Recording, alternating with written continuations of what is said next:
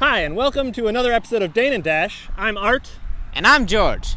And today we're here in Waunakee, which is a lovely community just north of Madison. A thriving township, known for many things. The downtown Wanabo. Waunakee, not known for many things. But one thing it is known for is its unique name, Waunakee. Waunakee makes a lofty claim of being the only Waunakee in the world. Sure is lofty. We investigate.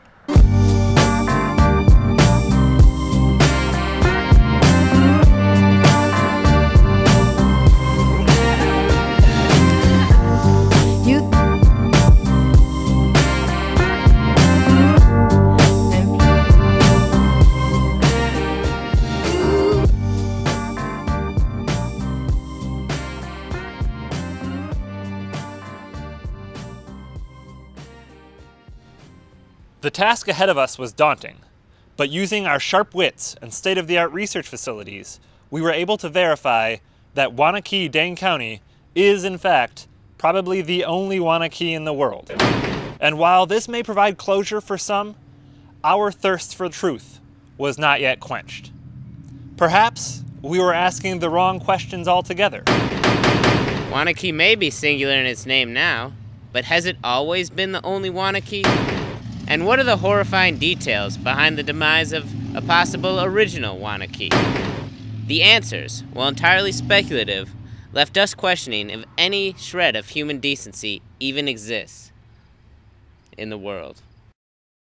While present-day Waunakee was formed in the 1860s by Lewis Baker and George Fish, we believe that, just miles away, a separate Waunakee had existed for centuries. The people of the first Waunakee were peaceful, small in stature, but giant in heart. In fact, the genetic defect causing gigantism of their hearts had very real adverse health effects on their population. Subsisting on a vegetarian diet reliant mainly on fruits and berries, these simple people knew not of the harshness of violence or the corrupting powers of greed. Ultimately, it was this childlike sense of innocence that proved to be critical in the collapse of their civilization, as well as their metamorphosis from peaceful humans into cave-dwelling cannibalistic underworldlings. In an effort to secure exclusive rights to the name, the founding members of modern Waunakee devised a crippling treaty, taking full advantage of the little people of Old Wanakee's trusting nature and illiteracy. Although no physical records of the treaty exist today, oral tradition dictates that the people of Waunakee agreed to give up their name and relocate from their lush pastures into hellish caves deep underground in exchange for a bottle of maple syrup, unable to resist the alluring elixir, sweeter than any fruit or berry they had ever tasted. Hardened by generations of darkness and a drastic diet shift from fruits to mostly rats, the people of Old Wanaki devolved into the murderous humanoid baby snatchers that lurk in the shadows and terrorize the hillsides of Waunakee today.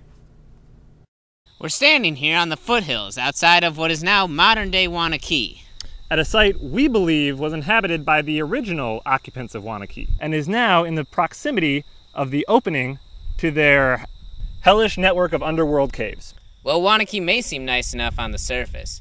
When you find yourself in the outskirts, around dusk, we strongly recommend taking precautionary measures, such as body armor and defensive sidearms, to protect you and your family from a fate more terrible than 1,000 deaths.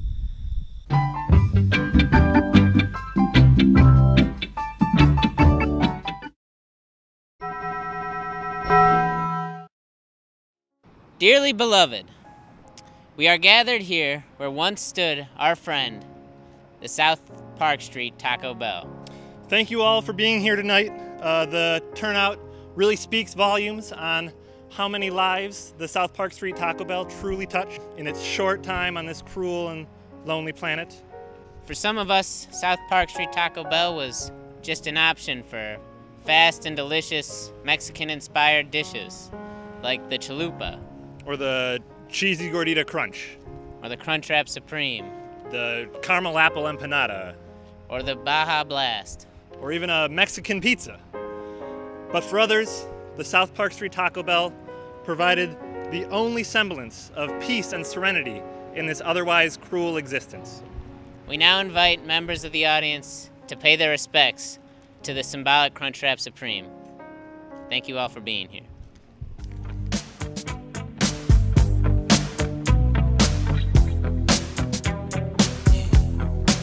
This right here, tell me what goes out to everyone that has lost someone that they truly love. Every step I take,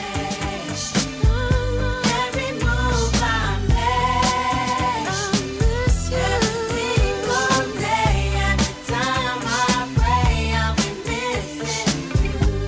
Yeah, thinking of the day when you went away.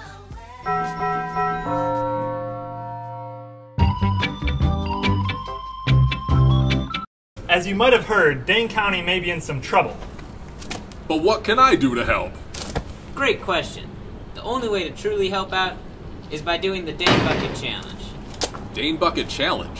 That sounds complicated.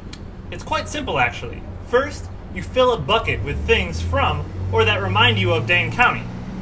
Then, you dump the bucket on you or someone else's head.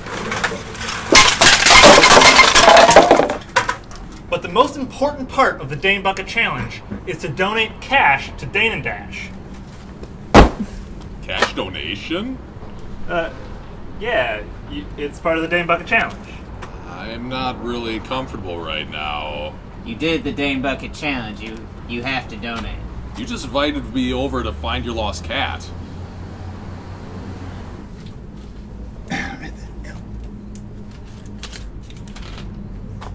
We challenge you, America, to do the Dane Dane Bucket Bucket Challenge. Challenge and save Dane County.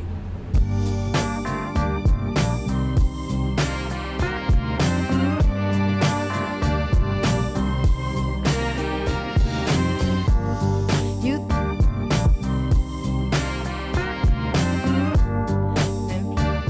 I'm Nate, and I'm doing the Dane Bucket Challenge because I want to give back to my community, and the best way to give back to your community is to donate to Dane Dash.